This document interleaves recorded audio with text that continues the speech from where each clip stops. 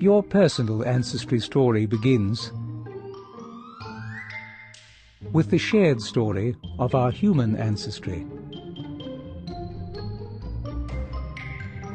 You and your distant cousin, the chimpanzee, have a common ancestor, which lived about 6.5 million years ago.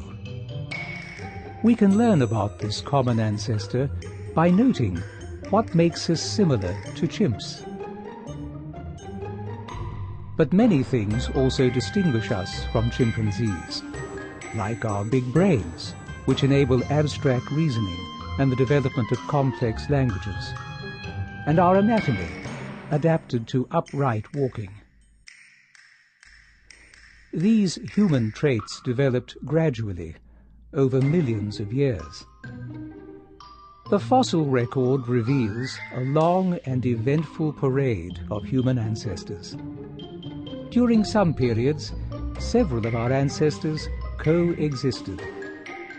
Gradually, they became more efficient upright walkers, and later developed skulls with larger brain cases, devoted more to thinking and less to chewing.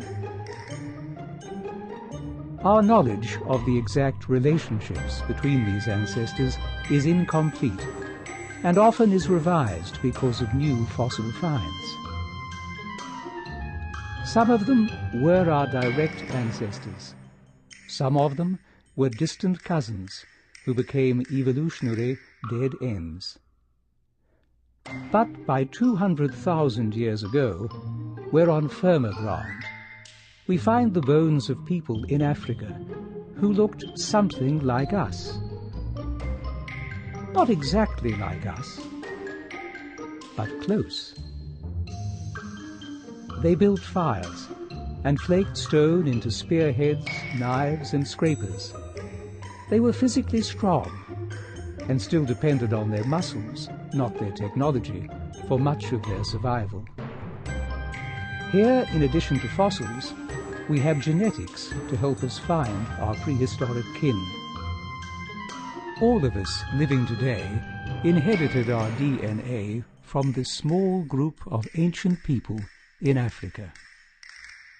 Over time, they began to look more and more like us, and by 100,000 years ago, their skeletons weren't so different from ours. But these early Homo sapiens shared the planet with two of their distant cousins. By this time, as a result of previous migrations, Homo erectus was living across Asia and had been for 2 million years. Homo erectus had a big brain, some made hand axes, some built fires, and some may even have worn clothing. At the same time, Neanderthals lived across Europe and Western and Central Asia.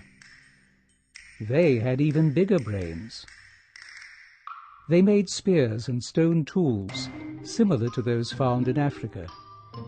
And we suspect they had strong social relationships. They cared for their sick and infirm and buried their dead. Not so very different culturally from early Homo sapiens. It seems that our human anatomy developed before our complex human culture. But things were about to change. Today, we live in all climates, all over the world, and are unique in our dependence on our culture for survival.